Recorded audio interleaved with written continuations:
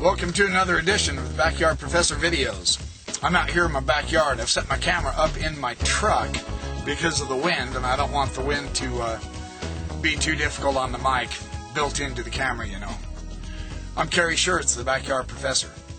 I'm once again discussing the argument that is presented against the Book of Mormon that there's nothing historical and there's nothing archaeological in its favor. I think that argument is naive and it's simply false. I want to share an interesting situation that has been discovered in the Book of Mormon with some careful research by John Twetness, one of the powerhouse LDS scholars, completely fluent in biblical Hebrew. He reads the Bible once a year, every year. He's done so for decades. He's a terrific influence on my life of research. He's a stellar example of the kind of scholar that I think we all ought to aspire to being, a careful student of the Scriptures. Not just the Book of Mormon either. He's very good with all of them. This idea of the Book of Mormon and colophons. Have you ever heard of a colophon? A colophon is an interesting situation in the Book of Mormon that we find. He says this is in this book, Re-Exploring the Book of Mormon, edited by John W. Welch, another very fine LDS scholar and a gentleman whom I look to try to emulate, although I'm not near his caliber, anywhere near his power. But this is a decade of new research, Re-Exploring the Book of Mormon, where various scholars have made contributions to their research into the Book of Mormon. John Twetness on colophons says several of the books in the Book of Mormon begin or end with a statement of the author, and they are identifying themselves as the author of their book, or they're ending their writings with this type of thing called a colophon. What is a colophon? Well, he gives some examples in the Book of Mormon. In the book of Enos, for example, it begins, I, Enos, will tell you of the wrestle which I had before God. Enos 1, 1 and 2. And the Book of Mormon begins, I, Mormon, make a record of the things which I have both seen and heard. This is Mormon 1 and 1. Similarly, the Book of Jacob ends with, I, Jacob, make an end of my writings. Now, when we notice this, there's dozens of these types of colophons. Nephi begins the Book of Mormon. I, Nephi, having been born of goodly parents, therefore I was taught somewhat in all the learning of my father. The very first verse of the Book of Mormon begins with this ancient literary technique called a colophon. Statements like these are known in ancient documents. Hugh Nibley showed decades ago in his books that there are Egyptian documents that have colophons also. For instance, the Bremer-Rind papyrus, archaeologically discovered decades ago, it opens with a colophon. And what that colophon does in the Bremer-Rind papyrus is it gives the titles of the author, it gives genealogical information about his parents, and a curse upon anyone who might tamper with the documents. In other words, this particular document is verifying that it's true. These textual elements functioned in antiquity somewhat like a copyright or a seal of approval for the record. That was their style and technique.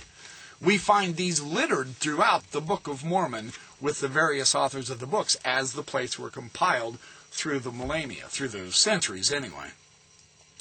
Nephi, of course, sets the pattern for the Book of Mormon. I'm on page 13, 14, 15, and 16 in this book, Re-Exploring the Book of Mormon.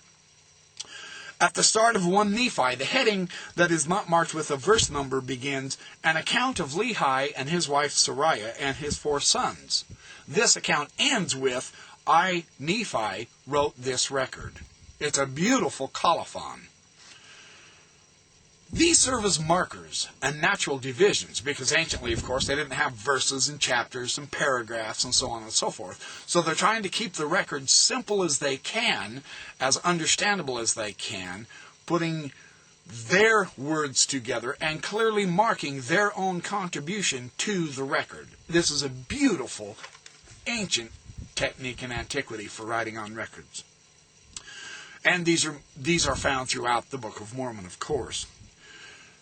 These colophons are not consistently presented or clearly shown in a lot of the modern printed editions of the Book of Mormon because we have added the chapters and the verses. But as you look through the Book of Mormon, you find them in several places. And John Twetness has done a lot of study on colophons in detail. There's several dozens of pages of his research that are available for showing the intricacies, the amazing internal consistencies with the Book of Mormon and their various authors throughout the record. This was an ancient a technique that they certainly utilized. John Twetness ends his argument. He says, this feature of the text shows not only a remarkable complexity of the Book of Mormon, but also the great efforts made by its writers and the editors of the Book of Mormon. Mormon was the editor, and he also introduced parts of the records that he had read, and then he was compiling them. He would introduce colophons that, with his own hand, introducing that section of the record. He was letting us know that this is not their idea, this is my idea, this is my summary of the record. That's what a colophon does. This shows that they are trying to make the record as clear as possible. Because after all, they were writing on metal plates, which incidentally, this technique of writing on metal plates anciently, this is also being confirmed. Among other discussions is the copper scroll of the Dead Sea Scrolls, written on metal, the most important part of the record, the treasure, of course.